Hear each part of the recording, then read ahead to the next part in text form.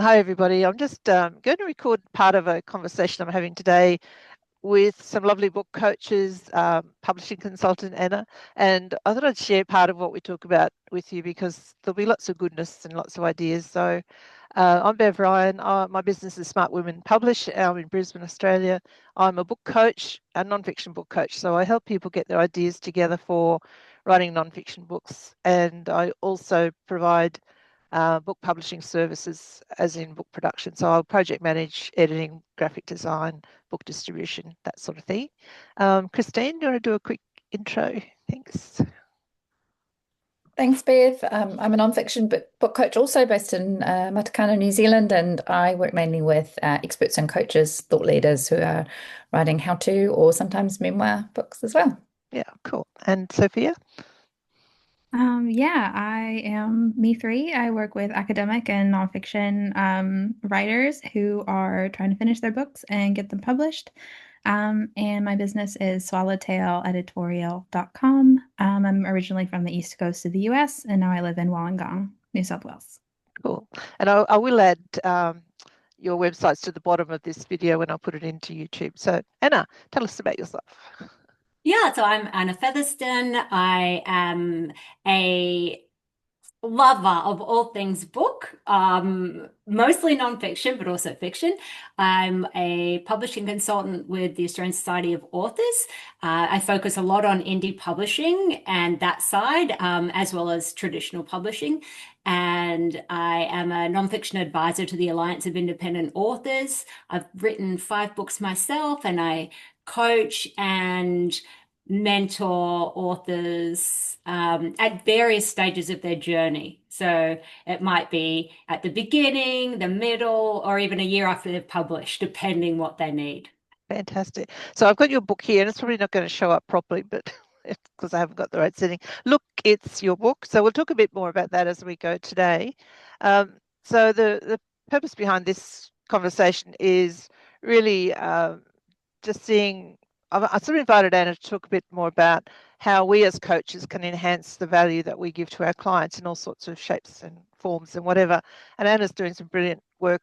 Also, you've got courses through another of your channels, haven't you? What's the... Yeah, so I have a little collaborative hub called Bold Authors, and it's where other authors and coaches are able to put up courses on information that they are really focused on. So it might be audiobook marketing, or like I put up an extra course about, the all the things you might need to do in the 12 months leading up to your book to give it the best chance of success.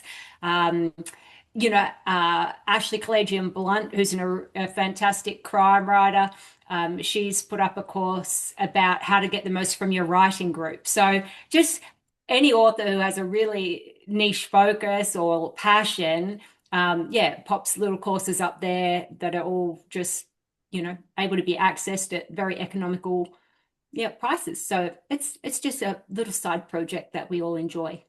That's awesome.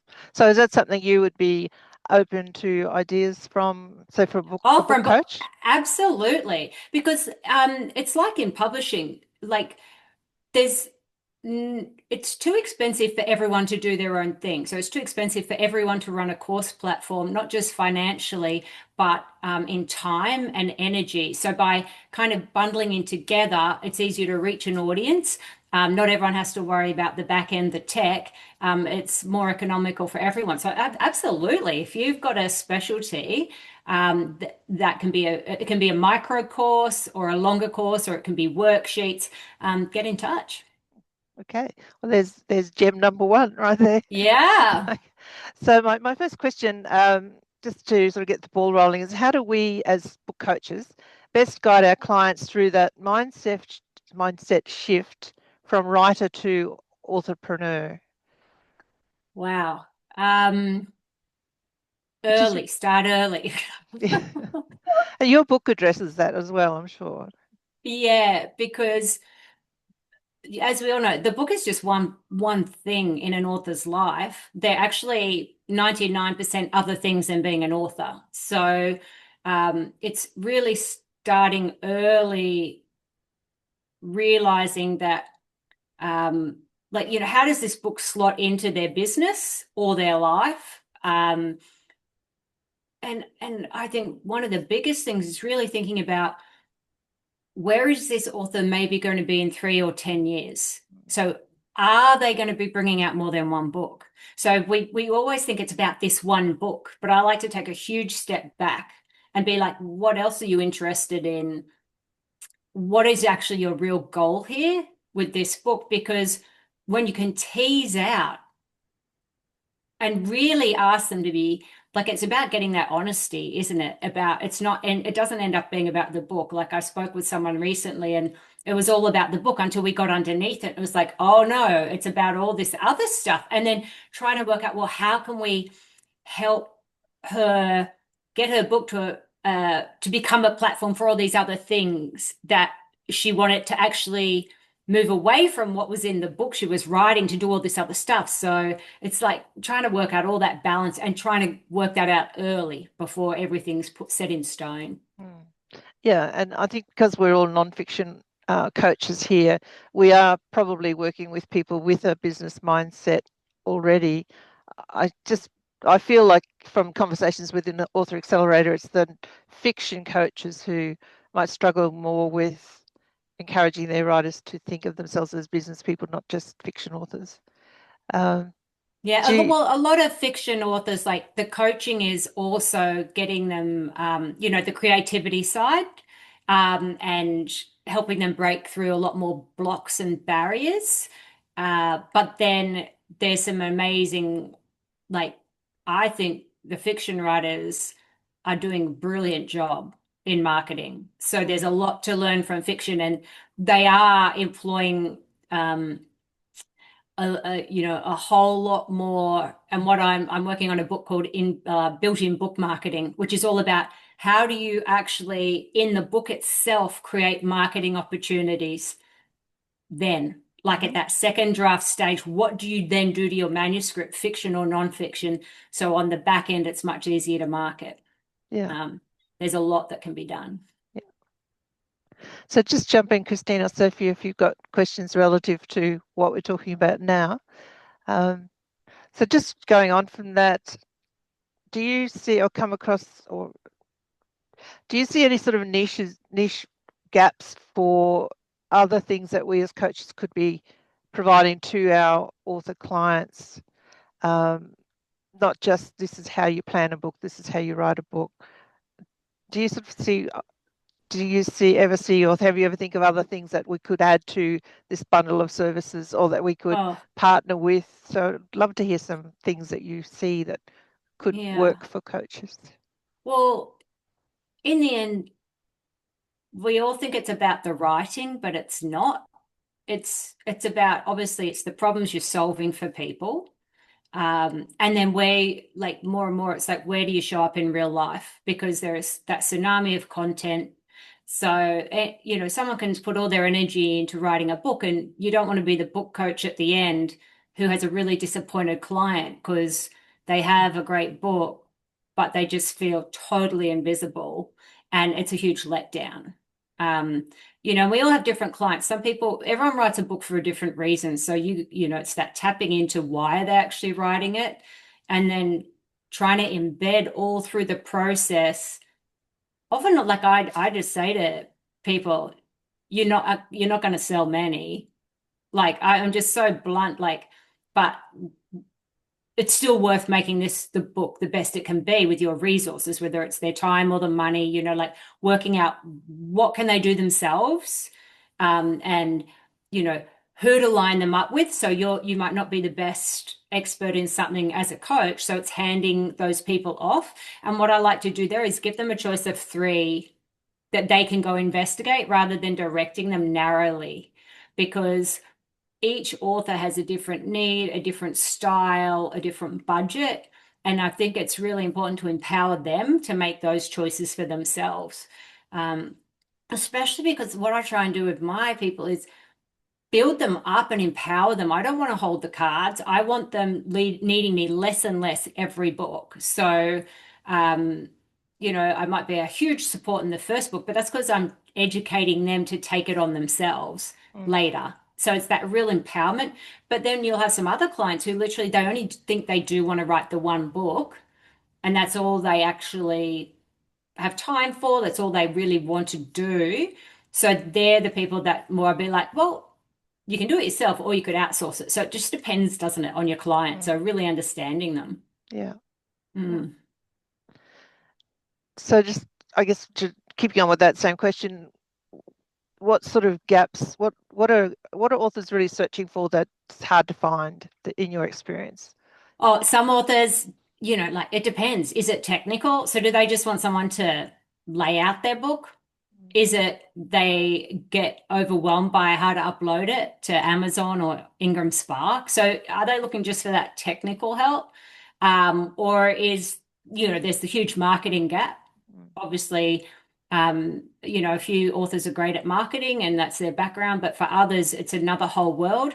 That whole gap of how do you build someone's confidence enough to make them, to give themselves permission, to contact, and it's a big thing for me. I'm always with nonfiction.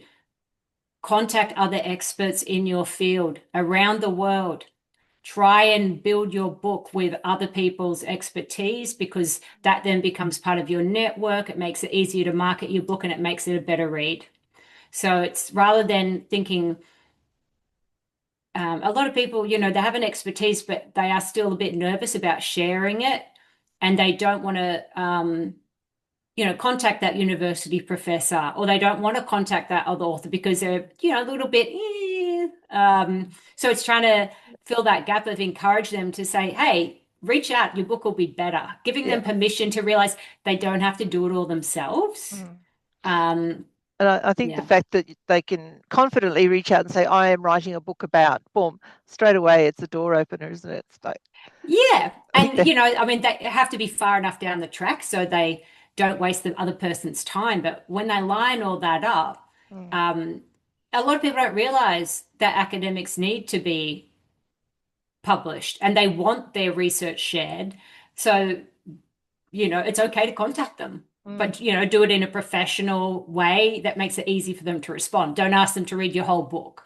No, just say, I'd love you to comment on this statistic that I read in your report related to this. And that kind of a thing. I had a client years ago. She used to come to workshops I was running, so that's the client relationship. This is many years ago, and she was writing a book about education and creativity. And so Ken Robinson was her hero. He's since passed away, but at the time she reached out to him. This man on the other side of the world. And I think we were just starting to have fairly easy access through LinkedIn at the time, and he was delighted to contribute some thoughts to her book. And he kept in touch. And then the next book he wrote, he asked, can I quote you in my book? So here she was appearing in Sir Ken Robinson's book because she'd reached out and got the courage to reach out. The courage was the thing, so that was, I just love that story. I think that's the sort of serendipity and energy that comes from all this writing thing that we do. Yep, exactly. It's amazing what writing a book and helping authors leads to. Yeah. Sophia and Christine, you want to jump in with any thoughts or questions? Stories? Sorry, do you want to go ahead, Christine? No, you go, Sophia. I would love to hear more about how you're able to kind of encourage authors to reach out to maybe academics or experts that they admire, that they're reading. I have found that there's quite a bit of resistance there. So if you have any strategies or kind of lines that you've used that help to break down that wall, I'd love to hear. I think mostly it's like letting them know that it'll make it a better book. So it literally does so many things. It'll make it a better book. The worst thing it's the old thing. The worst thing they can say is no or not reply. It's letting them know that part of, people care about their area of research or their passion. So they do mostly want to talk about it.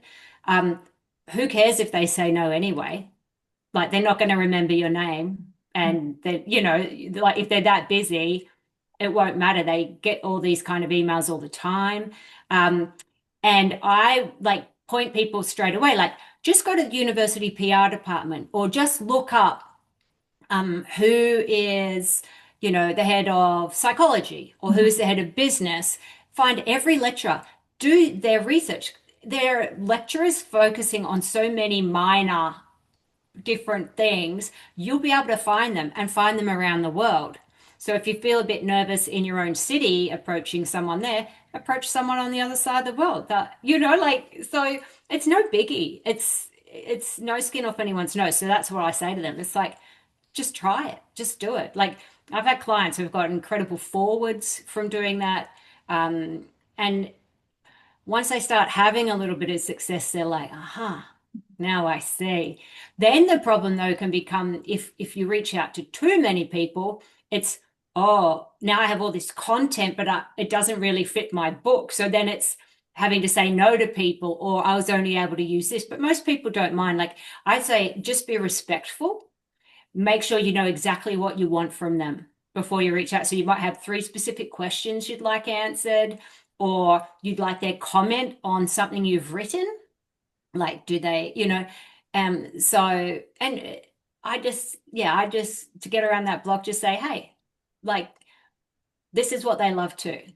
So they don't want you to get it wrong. They don't want you to make a mistake in your book about their topic either. So, and it's just so important as well when it comes to marketing on the other end. So tell them this as well. So one of the books I wrote was called Small Farm Success Australia. So I deliberately interviewed farmers in every state in Australia. So I knew I could then get ABC radio coverage in every state. So tell them it's about being strategic as well. Not just, you know, ABC radio, but like print media. And also it made it a better book because then it was relevant to people across the country. So it's being expansive, I suppose, in how they look at their book and how they can, you know, that whole thing, serve the audience. So it all works together to make it more marketable, better content, and a bigger network with people who care about what you care about. And then they might end up on the same conference stage, or you just never know where it leads. It's so fun. Tell them it's fun. I Tell them know. it's fun. Oh, yeah, that's right. And I think when I first got into publishing, I started with magazines, and I made a very conscious decision to use my magazines to bring me a business life of fun and adventure, and things just open up. You know, invitations to go to New South Wales and speak, and all sorts of exciting things, and go to conference in Canberra. That it just happens if you open your mind to it, and it's very cool. And that's, I think, something we can do with our authors is just open their minds to these exciting opportunities. Many of them, as I say, because we're working with business owners, many of them are already doing that or whatever, but it's a interesting thing to do if somebody's sort of seeing their book in this space rather than that space. And also, Sophia, it's like I say, get curious. Find out what happens if you do it. So, you know, curiosity, I think, is the best thing for authors and book coaches to have because it can lead you in so many different places. So, like, don't they want to know if someone will even respond? Or, you know, like I don't know, you have to work out what floats the boat for your actual person, but yeah, it can be fun. Yeah, a friend of mine just a couple of years ago was working on a book, and she would go to cafes with her laptop or whatever. If anyone asked her what she was doing, she'd say, "I'm an author." And she said the conversations that came out of that response were incredible, and they never would have happened if she hadn't have had the courage to say that about herself. And it is funny, like half the time I don't say what I do either. And then I started saying it, and the conversations you have enrich your life because you hear other people's stories or there's a connection somewhere. It's a really powerful thing to put yourself out there. And I suppose that's what you say to your clients, like, give it a crack. Claim it, yeah, claim it. Yeah. Yeah, I just got a couple of more questions. What on my list of questions? It's never stick to the list. I just what ongoing support do authors need post-launch that coaches could provide? Because we're trained, I know, within Author Accelerator to the plan, the writing and the proposal in the book proposal, but not so much afterwards. So do you see any kind of things that coaches could add on as? I think so. Like you have, you really understand the book and your client, hopefully, like you understand the content. So it's like looking at, well, what are the other opportunities for this author outside of this book? So what, what part of the book really do you see might make a great article in The Guardian? Or what content in the book do you see making a great TED Talk? Or, so it's like if you really understand that book or that author's journey, you will see so it's opening up your mind to opportunities for that author that are out of that book. So how do they repackage and repurpose the content? Could they write an article for a professional association, which is basically becomes an ad for their book? Like, how do you grow that author based on, the themes in their book? Which often, like for fiction writers, that can be a bit trickier, like to get publicity, but not if they focus on the themes of the book. Yes. So, and then again, for nonfiction writers, it's, and where do they start? Like, is it, and how can you introduce them to other people? Is there a local Probus club where they could practice their first talk if they're not, a big keynote speaker? So I suppose it's more like, how do you help them with opportunities for their content that they've created and with the objectives they have? That would be one. Yeah. I'm sure we've all seen new authors go off to PR companies and spend $5,000, $10,000 to appear in a couple of page spread in a magazine, and not much comes out of that. So and it is, so if you can do it free yourself, it's great. And also, like, what I've noticed too, if you're working with memoirists, if a magazine or a newspaper covers the story over 2 pages, you're not going to get book sales because people think they've read the story. So we think that's amazing, but it actually doesn't convert often into book sales. Yeah. So it creates awareness. So if book sales, that's the thing again, do they need the book sales or do they need awareness? And every author is different in what they actually need. So it's really untangling and finding that out from them, because I suggest different things to people depending what is their answer to that. Yeah, and everything. That goes back to the question at the start, which is what you spoke about right at the start, isn't it? Yeah. Fantastic. So I just wanted to finish off this part of what we're doing today with you telling the wider audience and the resources that you have for authors that they can access. And the one thing that we started to talk about earlier was book distribution, book marketing. Now, within your book, which is Look, It's Your Book, there's a wealth of resources. So can you do a quick sort of rundown of what authors might find in there that's really useful for that marketing distribution? Yeah, so Look at Your Book. So it covers everything. So like the writing, editing, production, distribution, marketing, and then the leveraging. The distribution section, because, without some kind of distribution, even if it's author direct, how's anyone going to get a copy of your book? So it covers all your different types. So your library distribution, how that works, and how to get more of your books into libraries. And obviously there's book distribution, but again, we go into it, like that's what I go into, I suppose, is the whole range, but then you have to work out what's right for you. So everyone says, I want to be in the bookstore, so I want distribution. I'm like, well, do you actually, if you're going to get back your 100 books 3 months later damaged and they've gone nowhere, like, and if your book is only spine out, will anyone discover it if you're not also marketing? So is that really a good use of your time?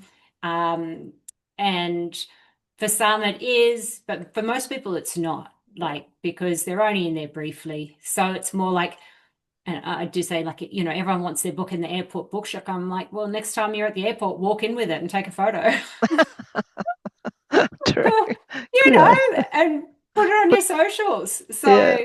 you know, there's huge returns from airport bookshops as well. So there's Yeah. no one silver bullet. And I think that's what the book Your book. shows. Yeah. There are so many different ways to make it work for you. Yeah. Yeah. Awesome. And the other resource that you have, which we mentioned before off camera, was your the short courses. So where can people find those? Oh, yeah. So that's called Bold Authors, Yeah. just boldauthors.com. I also do podcasts, global podcasts for Ally, the Alliance of Independent Authors, and you can just access those podcasts on the internet, and they're fantastic. I do a blog very irregularly because that's what works for me. And that's where, like, if I'm at a writers' festival or a writing convention, or I've come across some stats that are interesting, I'll always pop them on my website, so annafeatherston.com. So you can sign up for the newsletter, and I only send it out maybe a couple of times a year, which I know is apparently not what you do, but I hate getting emails all the time. So I like to just package it up and have really cool info that hopefully people can just scan through. And I have to really care about something to put it into words, basically. So I kind of I'm over all the AI generated I'm so like and that. Yes. But we've and got enough. agency generated. Exactly. It's like too many words, people. Like Yep. I really want the meat or the true inspiration, not more fluff. Yeah. No, I'm the And same. that's also with coaching, like being really direct with your authors. Like, you don't need the fill here. Give me something that matters. I do judging for the Australian Business Book Awards and the Australian Travel Writers Book Awards. And I read a lot of books, as you all do. Yeah. So it's like, how do you encourage your author to make it a book worth reading? And that can be really hard as a coach to be like, yeah, do you really need this? But if you really, that's your job, isn't it? To make it the best book it can be for that author. They're not, and if they're hiring you as a yes person, like, do you really want to be involved in that project?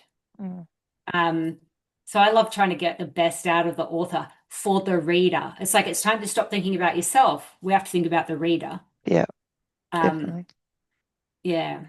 Fabulous.